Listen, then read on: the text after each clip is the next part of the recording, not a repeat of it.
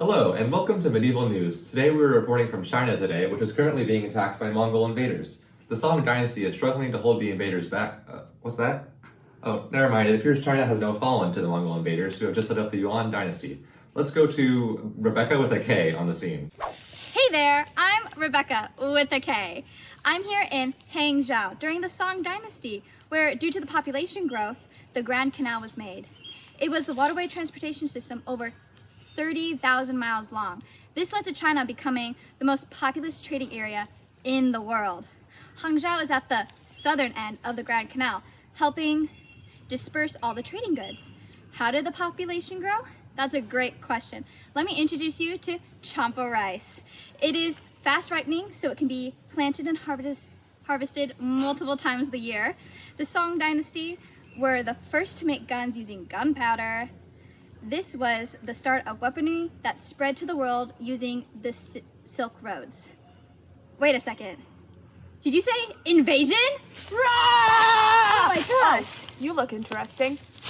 Yes, I'm Rebecca with a K. May I ask you a few questions? Here you have it, folks. Genghis Khan himself, the leader of the Mongol hordes. Mr. Khan, I am not the only one wondering how you captured so much land in such short a time. What's your secret? Well, I rose to power in 1206. My secret is simple, yet effective. Using brutal tactics, I managed to scare all enemy cities in our wake to reduce the amount of foes that we have to fight.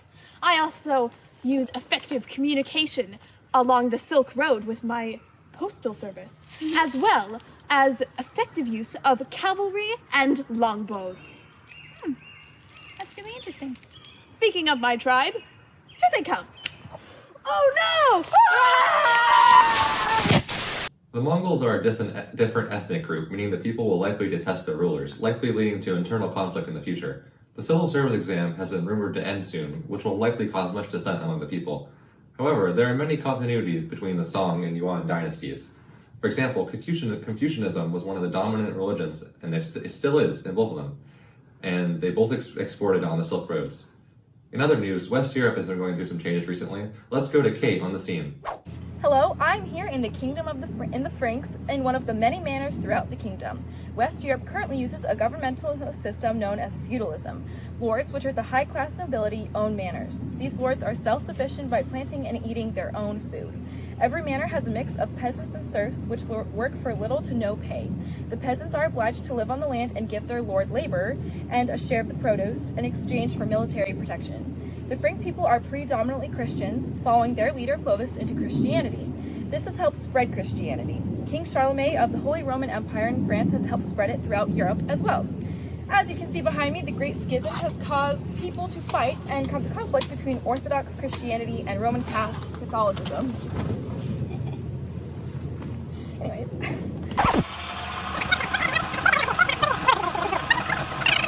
Wow, that's so great for Europe. So glad it's doing well. King John is upset we didn't visit him though, so let's go back. We're going back to him. So, King John, how does it feel to know that you inspired one of the founding documents of democracy? I hate it. It's so annoying when people want actual rights, the numb of them limiting my power. I had a feeling you would feel that way. Can we get the Magna Carta on screen? I don't want to look at that unsightly document. Too bad. The Magna Carta was a document drafted by the British lords which limited the king's power. King John was abusing his power to levy heavy taxes on the lords of many manors in feudal Europe. They used this collective power to limit King John's power and make sure he had to follow national rules just like anyone else. Rules are for people who aren't the magnificent, all-powerful King John. My fortune teller told me that the Magna Carta will inspire many writings during this period called the Enlightenment and help lay the foundations for what they said was democracy. I mean, it's gotta be better than this dude. How dare you! That is so offensive! That's all we've got time for this interview. Thank you, King John. King John is such a wacko. Europe and China seem so different because Europe is highly decentralized and feudal, while China is currently under the centralized rule of the Mongols. However, they are both similar in class system. Both civilizations have nobles which own land and peasants that work on said land. I think we need a change of scenery. Let's go to the bountiful Americas. Hello, I'm currently in the 14th century in Tenochtitlan, the biggest city in the Aztec Empire. This place has developed completely separately from any other civilizations in Eurasia. That's why it's so interesting that some of the same systems exist here.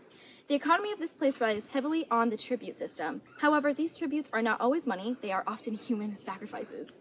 Oh look, I think I see my mom over there. Oh wait, she just got sacrificed into a volcano. Anyways, moving on, one of the reasons for the success of the Aztecs is their agriculture. Look at this floating garden called a chinampa. Isn't it cute? It's built by shoveling rich soil from the bottom of the lake into rectangular formations, which makes the soil yield multiple harvests per year. Religiously, the Aztecs are polytheistic, but primarily worship the sun god.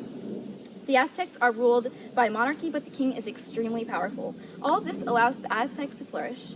I'm sure their civilization will last a long time. Wow, how interesting. It's crazy seeing the differences between the Aztecs and medieval Europe. For example, the primary system of government in medieval Europe is feudalism, which is mostly decentralized. This is very different from the Aztecs, which are a highly centralized monarchy. Another difference is that medieval Europe is monotheistic, while the Aztecs use animistic polytheism. They aren't entirely different, however. Both medieval Europe and the Aztecs have similar social structures. Wars are fought over religion in both areas, with the losers being enslaved. Nobility are very powerful in both regions, with these nobles owning slaves, property, and much riches. Speaking of riches, the richest man... Let's hear from the best example of the Islamic trader's influence, Mansa Musa. I am traveling along the trans-Saharan trade routes on my Hajj, which is the religious pilgrimage all Muslims must undertake once in their lives, to Mecca, the founding city of Islam. Along the way, I am fulfilling one of my other duties in giving to the less well-off as I pass through each city. In fact, here you go. Wow, that's a lot of gold. The Mali Empire has grown wealthy off of the sale of gold. Let me share my wealth with you. And you! And you! With this much gold, I don't need to be a reporter anymore. Mali was not the only rich city in Africa. Zimbabwe, situated between the Zambezi and Limpopo rivers, was a prosperous land. They traded agriculture and, most importantly, gold. Zimbabwe was known for its amazing architecture seen in the Great Zimbabwe City. There they built a huge wall to protect the city. The wall is 30 feet tall and 15 feet thick. Zimbabwe is different from Mali because its trade is across the Indian Ocean trade routes, whereas Mali and Ghana are land trading cities. Fun fact, Zimbabwe... Oh my gosh, we're late for our map review. Let's review this current state of the world. Over here, we got China. They just revolted against the newly imposed Yuan dynasty and formed the Ming dynasty. The Ming are known for their stability, their expansion, their economic practices, and their seaward voyages with Zheng He. The Ming are so much more centralized than these European hooligans over here. Luckily, most of the kingdoms are irrelevant. You don't have to memorize them, besides the Kingdom of the Franks, Britain, and the Holy Roman Empire. Anyways, let's cross the Atlantic and, whoa, where did this empire come from? I'm sure we'll see what it is later. But the Aztecs are still flourishing, and I'm sure we'll see from them soon. That's a lot of gold. I want that gold. The state of Mali is flourishing with Mansa Musa on his Hajj to Mecca. We also have Zimbabwe with their huge wall. Wow, Africa is so wacky. Anywho, let's get back to China. Last time we were here, the Mongols had the entire place under their control, and the citizens were powerless. I wonder what's happening now. Uh-oh, the people are rebelling again. Animated chaos in China in the background on the map.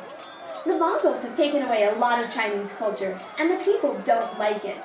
For example, the civil service exam's importance has been greatly reduced, and high-ranking spots are reserved for the Mongols. Oh my goodness, look at that! A new dynasty. Oh geez, look at how much they're expanding. They now own parts of Mongolia and Central Asia. The Ming dynasty is known for being very stable and for always fighting with the Mongols. There are many continuities between the Yuan dynasty and the Ming dynasty. They were both Confucian, heavily agricultural, isolationist, and exported massive amounts of goods to the Silk Roads. There were also many changes between the Yuan and Ming dynasties. Obviously, the Mongols no longer ruled during the Ming dynasty. The Ming also changed how the government works, though, as the Ming government is it relies much more heavily on the civil service exam. The Ming also initially did many overseas voyages, like those of Zheng He. They also focused on rebuilding the Great Wall of China. And the social structure was much closer to Confucianism, like in the earlier Song and Han dynasties. Let's go to Rebecca with an A on the scene. I'm here in one of the many buildings where tens of thousands of Chinese scholars take the civil service exam in hopes of acquiring a government job. This is different from medieval Europe, where the only way to achieve a higher social status is achieved by being born into a royal family. One similarity between this place and Europe is the monarchies. Europe is ruled by a variety of kings, and China is ruled by an emperor. I actually just took the civil service exam. Luckily, in the Americas, progress is happening, but not with so much conflict. There was a new empire founded around 1200, but it began to expand in 1479. Let's go to... Thanks! Luckily, this civilization didn't rely quite as much on human sacrifice for the rituals, so I'm safe for now. They worship the god of the sun, Inti, in the Temple of the Sun found in Cusco and what is now Peru. They had a very different type of civil service called the Mita system, where men would be called upon to work on public works for the state for a specified number of days per year. And what's more impressive is that they kept everything connected with an extensive road system called the Quipak Non or Royal Road. They kept this enormous centralized empire within the Andes Mountains, organized through the Quipu system, which is involved tying different knots on strings to keep track of numbers. We'll be right back. Hi folks, I'm Ted, and I'm here to talk to you about Terrace Farms. Here at Terrace Farms, we make sure that we service our families and friends over in the Incan Empire. We are all about locally grown crops such as potatoes, quinoa, and maize. So, whenever you're looking for food, come over to Terrace Farms today. If you don't buy your food, we will literally sacrifice you into a volcano to the sun god and sentence you to suffer in the underworld for eternity. Some side effects of our products may produce diarrhea, itchy scalp, and depression. Please consume with caution.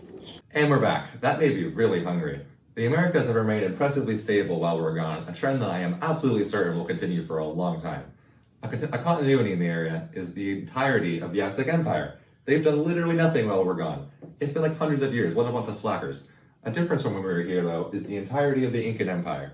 They have the entire west coast of South America. Anyway, let's go to Europe, as apparently France and Britain are having a toil again. Or Kate, back to you. And we're back in Europe. There is more fighting here, yay! The rival monarchies of France and England are in toils right now over territorial issues. Greedy much? I guess having an almighty powerful empire with acres of land and tons of wealth isn't enough for some people. The two countries are armed and ready, the English with longbows about 6 feet long. Clearly these weapons aren't as powerful as we thought. The English have only captured the port of Calais in France, and this stupid war has been going on for a while. A waste of people and resources, if you ask me. Gunpowder has been pretty useful in these battles, however. Shout out to the Mongols for spreading it over here. An honorable VIP mention in these battles is Joan of Arc, a patron for France, who's known for defending the French nation and leading a victory for France at Orleans in 1429.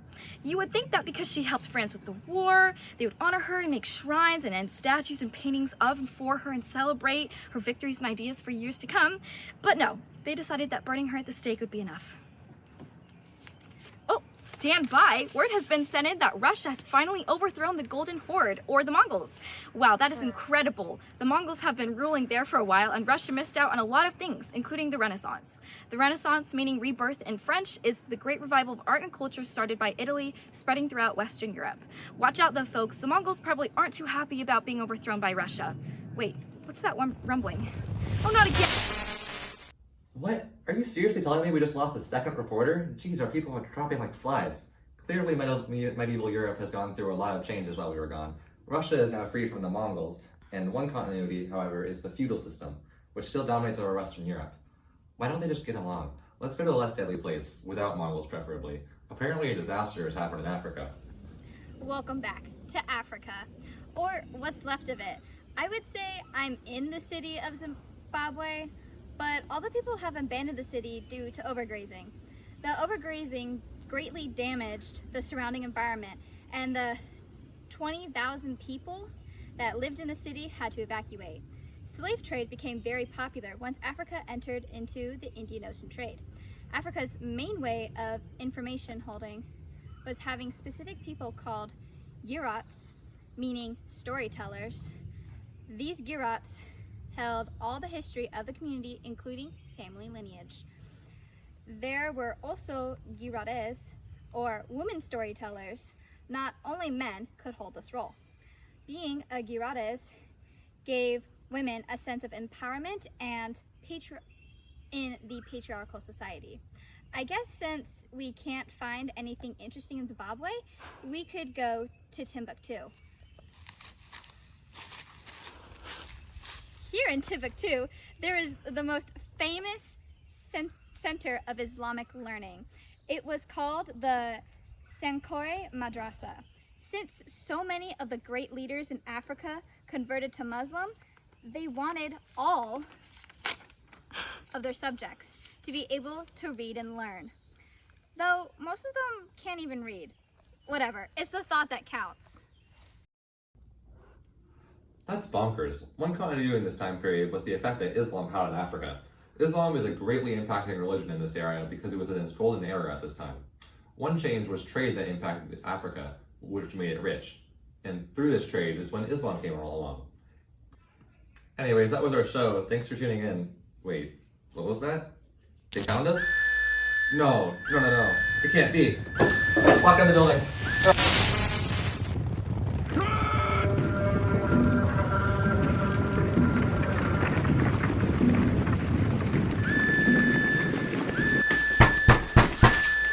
Oh, thanks for the show. Thanks for watching. Oh god, they're here.